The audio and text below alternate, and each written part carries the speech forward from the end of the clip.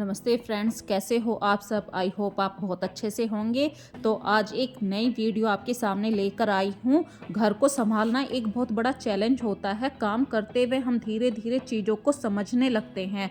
हम नए नए तरीक़ों से अपने घर को साफ़ रखने की कोशिश करते हैं। धीरे धीरे हर प्रॉब्लम का सॉल्यूशन भी हम ढूंढ लेते हैं। तो उस समय मन करता है कि आपसे अपने दिल की कुछ बातें करूं, शेयर करूं आप लोगों के साथ अपनी छोटी छोटी सी बातें। और इसी का नाम ज़िंदगी है। जब हम हंसते खेलते कुछ बातों को सीखते हैं, कुछ नई नई बातों को आपके साथ शेयर करना चाहती हूँ। यही आज की वीडियो के अंदर लेकर आई हूँ। कुछ ट्रिक भी हैं, कुछ छोटी छोटी सी बातें भी हैं, कुछ अपनी डेली रूटीन के काम भी हैं। तो चलिए स्टार्ट करते हैं। यदि अभी तक आपने मेरा चैनल सब्सक्राइब नहीं किया तो प्लीज़ सब्सक्राइब कर लीजिए।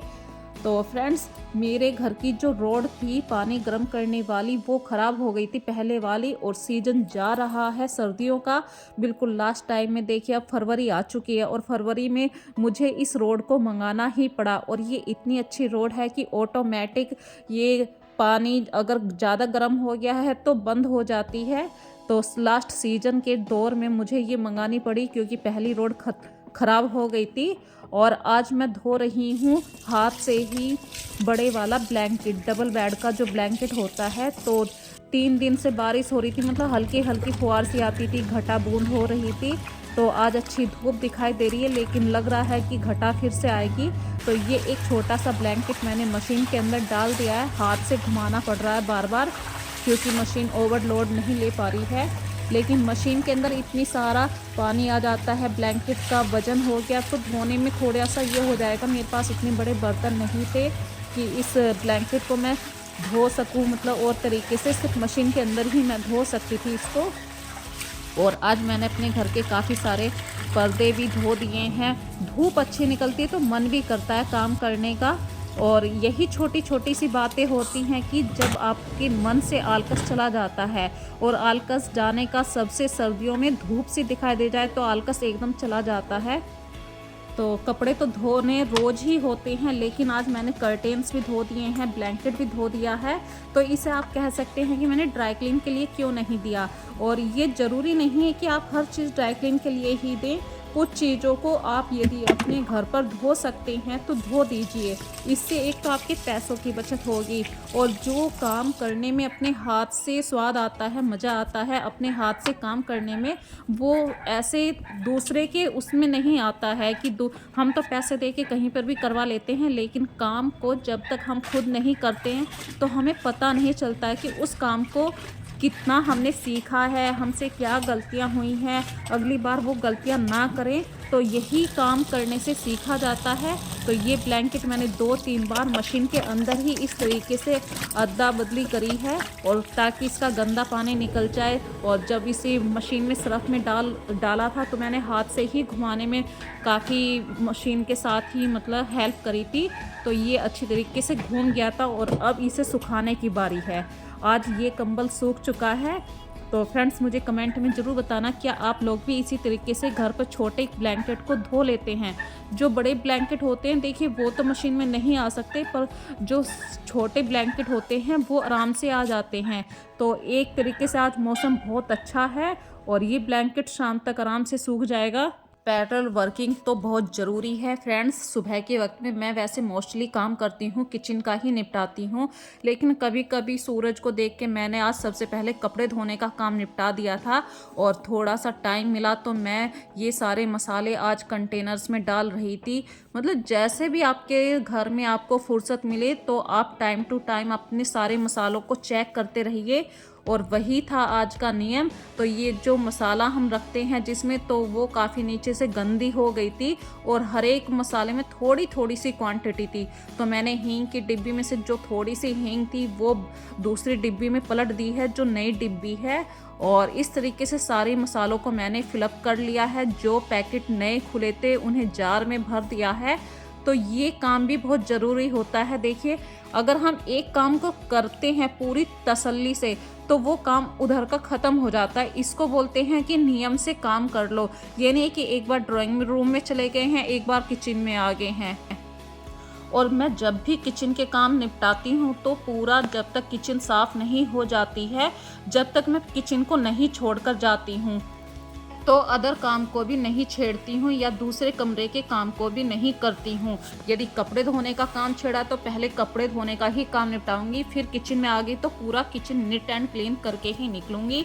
यदि हम पूरे दिन किचन में घिरे हुए रहेंगे कि पूरा दिन आज हमने किचन में ही दे दिया, तो और काम करने के लिए हम कब में टाइम निकालेंगे। ग्रोसरी तो हमें टाइम टू टाइम फिलअप करनी ही पड़ती है, और जब हम किचन में काम करते हैं तो थोड़ा सा स्पीड हमें बढ़ानी ही पड़ती है, नहीं तो हम धीरे धीरे काम करते रहेंगे और हमें टाइम का पता नहीं चलेगा। हर समय किचन में बहुत ज़्यादा घिरे रहना या मैसी दिखाई देना किचन का, ये सब काम आपको बहुत स्पीडली करने पड़ेंगे। धीरे धीरे काम करते रहेंगे तो मतलब मन भी नहीं लगता है फटाफट से किचन को साफ करना। ये सब स्पीड डालनी चाहिए अपने अंदर, एक छोटी सी हैबिट को इंक्लूड करना चाहिए। और जब आपकी किचन इस तरीके से नीट एंड क्लीन होने लगती है, आपने सारे मसाले भी फिलअप कर दिए हैं, तो बढ़िया तरीके से जल्दी से साफ़ कर दीजिए, तो आपकी किचन भी बिल्कुल साफ़ दिखाई देगी, मैसी नहीं दिखाई देगी और पूरा दिन किचन में नहीं लगना पड़ेगा। सिर्फ 2 घंटे या 1 घंटे की मेहनत होती है जिस दिन आप ग्रोसरी को फिलअप करते हैं, और जल्दी से जल्दी आप 1 या 2 घंटे में दोपहर का खाना भी बना के तैयार कर सकते हैं। तो नॉर्मली मेरे घर में जो किचन का काम स्टार्ट होता है वो सुबह के वक्त पर ही होता है, क्योंकि भाई बच्चे स्कूल जाते हैं और आप सबके घरों में भी ऐसा ही होता है। सबसे पहले आप लोग अपनी किचन का ही काम निपटाते हैं, क्योंकि बच्चों को स्कूल भेजना होता है या टिफ़िन बनाना पड़ता है। और यदि यही काम आप 10-11 बजे से करेंगे तो आपको बहुत ही आलकस भी आएगा। तो सुबह ही सुबह जब आप चाय पानी बना रहे होते हैं अपने परिवार के लिए, दूध बना रहे होते हैं, तो उसी समय दूसरी गैस पे आप नॉर्मल सब्जी बना दीजिए, ताकि बच्चों को स्कूल में लेके जाने के लिए टिफ़िन में भी सब्जी रोटी तो ज़रूर चाहिए। और आजकल वो टाइम चला गया जब आप ब्रेड दे देते थे या मैगी। अब तो स्कूलों में बिल्कुल सख्त ये प्लानिंग करा जाता है कि बच्चों के टिफ़िन हमेशा चेक करे जाते हैं कि कहीं मैगी या सॉस या ये सब ब्रेड नहीं भेजे हैं। हमेशा रोटी सब्जी पराठा यही सब दिया जाता है। तो इसके लिए आपको क्या करना होता है, जब आप चाय बना रहे होते हैं उसी समय सब्जी बना दीजिए, तो आपके बच्चों का स्कूल के टाइम पे ही खाना बनकर तैयार हो जाएगा। और ये ही खाना अब दोपहर में 3 बजे तक, जब आपके बच्चे स्कूल से आते हैं 3 बजे ही आपको किचन में आना पड़ेगा। तो ये पूरे 3-4 घंटे जो होते हैं आपकी किचन बिल्कुल साफ़ रहती है। और इस बीच में आप अपने ऐसे घर के बहुत सारे काम कर सकते हैं जिन कामों को आप टाइम नहीं दे पाते थे या सोचते थे कि फिर कर लेंगे। यूटिलाइज स्मॉल स्पेसिस, छोटे छोटे से स्मॉल स्पेस को यूटिलाइज हमेशा करती हूँ मैं अपनी किचन में, ताकि ये जो मेरी छोटी सी किचन है उसमें चीज़ें छुपी हुई भी रहें और मुझे दिखाई भी दें। यानी कि मैं टाइम टू टाइम हर चीज़ को देखती रहती हूँ, या जो हमारे नीचे की कबर्ड है उसे हमेशा टाइम टू टाइम देखते रहिए। रोज़ देखिए दिन में एक बार तो, ताकि छुपी हुई चीज़ें आपकी बेकार ना हो जाए। किचन का एक कॉर्नर ऐसा ज़रूर रखिए जिसको कॉर्नर पे आप कोई भी सामान ऐसे ही रख देते हैं, तो वो भी बहुत ज़रूरी होता है किचन में। और फ्रेंड्स, मेरे यहाँ पे हम कभी प्लान करते हैं कि लाइटर ख़राब हो जाएगा, नहीं ना, तो वही मेरे घर में हुआ है। अचानक से लाइटर ख़राब हो गया तो माचिस मैंने नहीं रखी। माचिस से जब हम गैस जलाते हैं तो जो तिल्ली होती है उसको रखते हैं जैसे ही, तो वो बहुत ही अनटाइडी सा लगता है। तो इसीलिए मैंने ये दूसरे वाला लाइटर अभी यूज़ कर रखा है। और हर किसी के घर का बजट अलग होता है, दूसरे लाइटर भी आते हैं लेकिन वो बहुत ज़्यादा एक्सपेंसिव होते हैं जिनको मैं नहीं खरीद सकती थी। और फ्रेंड्स, जब घर में या किचन में काम कर रहे होते हैं तो कुछ ना कुछ अनएक्सपेक्टेड काम हो जाते हैं, जैसे कि दूध का बॉईल होना। और दूध बॉईल हो गया तो अब 2 काम बढ़ चुके हैं, तो मैं ज़्यादातर ध्यान रखती हूँ गैस को स्लो कर दूँ, लो कर दूँ, लेकिन माइंड से कभी कभी स्लिप हो जाता है। तो आज जब गैस को साफ़ कर रही थी, ये पौधा भी दिखाई दे गया, इसको भी साफ़ कर देती हूँ। और किचन में आपको एक ऐसा कॉर्नर ज़रूर रखना चाहिए, बिल्कुल खाली रखना चाहिए, जैसे कि बाहर से कुछ भी सामान आता है उसे वहाँ पे रख दीजिए। जब फुर्सत हो आप उसे सही से रख सकें, मैनेज कर सकें, आपकी किचन फैली हुई ना लगे। बिल्कुल ऐसे ही रूम में भी मैं करती हूँ। तो अभी था ये काम सुबह का, लेकिन सुबह ही सुबह के काम में सबसे पहले खाना बनाने का भी आता है। तो मैं कुछ आपसे ऐसे ही अपने दिल की बातें कर रही हूँ। कभी-कभी आप ओवरलोड मत कीजिए अपनी जो किचन को। जो ग्रोसरी का सामान होता है वो एक ही जगह रखें। आप कई जगह रख देते हैं तो कोई ना कोई सामान माइंड से स्लिप हो जाता है, और नया सामान लाने से पहले ही पुराने सामान को ज़रूर चेक कर लीजिए। ये अपनी हैबिट में ज़रूर शामिल कीजिए। छोटी-छोटी सी बातें होती हैं, हम हमेशा याद भी रखते हैं, लेकिन जो घर परिवार होता है, यहाँ पर घर परिवार के साथ हम जुड़ जाते हैं तो वो बातें हमारे माइंड से स्लिप हो जाती हैं। टाइम मैनेजमेंट भी बहुत ज़रूरी है, उसके साथ-साथ अपने कामों में परफेक्शन भी लाना बहुत ज़रूरी है। मानिए आपने टाइम पे खाना तो बना दिया, लेकिन बच्चे स्कूल में टिफ़िन नहीं ले जा सके, तो उस चीज़ का फ़ायदा क्या?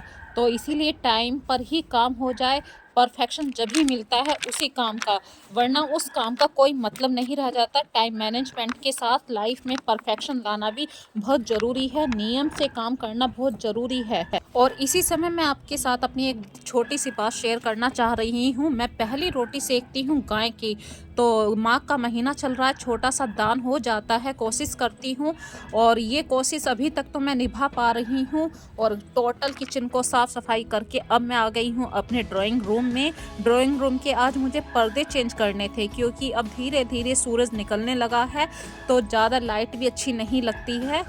पहले जो कर्टेन्स थे वे ज़्यादा गंदे हो गए थे, टाइम टू टाइम मैं इन्हें चेंज करती रहती हूँ। मैं 1 महीने से ऊपर ज़्यादा कर्टेन्स को नहीं रोकती हूँ। देखिए, घर के काम तो आपको हमेशा करने ही पड़ते हैं, नहीं का सवाल तो उठता ही नहीं है। और मेरा मन जब तक नहीं लगता है, चाहे वो कपड़ों को वॉशिंग करने का काम हो या मॉपिंग का, चाहे हम गैजेट्स को यूज़ करें या मशीनों से, इन सभी चीज़ों में कुछ ना कुछ हेल्प लें। जैसे कि बहुत ज़्यादा डस्ट हो जाती है, वहाँ पे आप वैक्यूम क्लीनर का यूज़ कर सकते हैं। भले ही मेरे घर में नहीं है, मैं डस्टर का यूज़ करती हूँ। या मुझे ऐसा लगता है कि आज ये कर्टेन्स बहुत ज़्यादा गंदे हो गए हैं, तो मैं इसे मंथली सफाई में इंक्लूड नहीं करती हूँ। जैसे ही मुझे गंदे लगते हैं और मैं तुरंत इन्हें उतार कर साफ़ करने की कोशिश करती हूँ। और ये भी नहीं है कि मेरे साथ कोई मेड मेरे काम में हेल्प करेगी, मैं अकेले ही अपने घर के सारे कामों को मैनेज करती हूँ। बस मन के अंदर इच्छा होनी चाहिए, और जब आपके घर में ये आपके अंदर इच्छा होती है कि आप अपने घर को कितना सुंदर बना सकते हैं, क्योंकि ये घर तो बाद में बना है, पहले आपके सपनों को पूरा किया है इस घर ने। और अपने सपनों को सजाना संवारना, ये किसका सपना नहीं होता है। तो अपने सपनों को खूब अच्छे से सजाइए, संवारिए। और ड्राइंग रूम को तो हमेशा साफ़ रखने की हर किसी की इच्छा होती है कि मेरे घर का ड्राइंग रूम इतना साफ़ सुंदर रहे, लेकिन बच्चे जो होते हैं वो टाइम टू टाइम इन्हें गंदा करते रहते हैं। तो आज मैंने कर्टेन्स को वॉश करने का ही सोचा, साथ में ये सोफ़े की कवर भी मैंने वॉश करने की सोची हुई है। तो सबसे पहले तो सोफ़े पर जब मैं कपड़ा मार रही थी तो मुझे लगा कि ये जो छोटी सी जगह होती है, बहुत नैरो स्पेस होता है, यहाँ पे डस्ट ज़्यादा है। तो मैंने गीला कपड़ा लेके तुरंत ही सारे पूरे सोफ़े पे अंदर गहराई तक हाथ डाल के साफ़ किया है।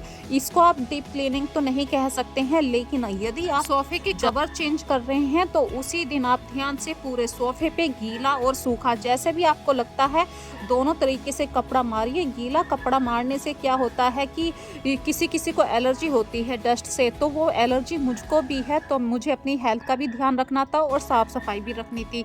तो दोनों ही काम करने थे। अकेले अपने कामों को आप कैसे मैनेज कर पाते हैं ये आप खुद अच्छे से जानते हैं। भाई, इतने साल हो चुके हैं, आपने घर के कामों को इतना टाइम दिया है, तो अच्छे तरीके से आप जानते हैं कि किस काम को किस तरीके से करना है।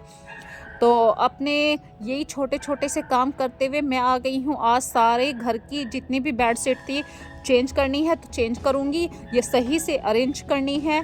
ये मैं देखा करती हूँ कि बेडशीट कितने दिन की हो गई है, ज़्यादा गंदी हो रही है तो चाहे वो 3 दिन पे ही चेंज कर दूँ। अगर बच्चों के स्टडी रूम की बेडशीट चेंज नहीं करनी है तो वो 1 हफ्ता भी चल जाती है। अगर हम चाहें काम को मैनेज करने के साथ साथ अपने हुनर को भी निखार सकते हैं। हम महिलाएं बाहर के काम तो निपटाती ही हैं, और यदि हम आलस्य दिखाएंगे कि कौन करेगा, बेड को साफ ऐसे ही छोड़ दो, तो ये सब हमारे जो हमारा जो अंदर का हुनर है उसे निकाल नहीं पाती हैं। घर को साफ करना भी एक हुनर होता है। यदि आप खुद नहीं करते हैं तो आप किसी मेड को लगाते हैं, मेड भी तो आपसे पैसे लेती है। तो यदि आप अपने घर को सही से अरेंज करते हैं, सही से व्यवस्थित रखते हैं, ऑर्गेनाइज रखते हैं, तो कहीं ना कहीं आप पैसा भी बचाते हैं, और जो आप अपने हाथों से अपने घर को संवारते हैं उस खुशी का ठिकाना कोई भी पैसों में नहीं तोल सकता है। और फ्रेंड्स, ये मेरे पड़ोस में एक दीदी रहती हैं, वो अभी कहीं पर गई थी तो उनके यहाँ पे ये मछलियाँ थी। तो इस तरीके से पड़ोस में भी बनाकर ज़रूर रखना चाहिए। थोड़ा सा पड़ोस के साथ टाइम स्पेंड करना ज़रूरी होता है। तो वे चले गए थे कहीं पे बाहर, और ये मछलियाँ दे गई थी मुझे। तो फ्रेंड्स, अब इन मछलियों को देख के देखिए कितनी खुशी मिल रही है। तो इसी तरीके से अपने काम को सही से अरेंज करते रहिए। बस अब मैं अपनी वीडियो का लास्ट करूंगी। उन्होंने इन मछलियों का दाना पानी भी दिया था। मुझे पूरी नॉलेज नहीं है, लेकिन मैं फिर भी कोशिश करूंगी, इन मछलियों को दाना पानी पूरा दूंगी, टाइम टू टाइम इनका ध्यान रखूंगी। यदि इस वीडियो में आपको कुछ भी अच्छा लगे, कुछ भी बात अच्छी लग रही है, तो मुझे कमेंट करके ज़रूर बताना फ्रेंड्स। आपके कमेंट का मैं हमेशा वेट करती रहूँगी। और यदि अभी तक आपने बेल आइकन को क्लिक नहीं किया है तो प्लीज़ बेल आइकन को क्लिक कर लीजिए, ताकि अगली वीडियो का नोटिफिकेशन मिलता रहे। तो इसी के साथ अच्छे से रहिए, खूब अपना ध्यान रखिए, खूब अपने परिवार के साथ एंजॉय से रहिए, अपने बच्चों के एग्जाम पर पूरा फोकस करिए। टेक केयर, बच्चों के लिए ऑल द बेस्ट।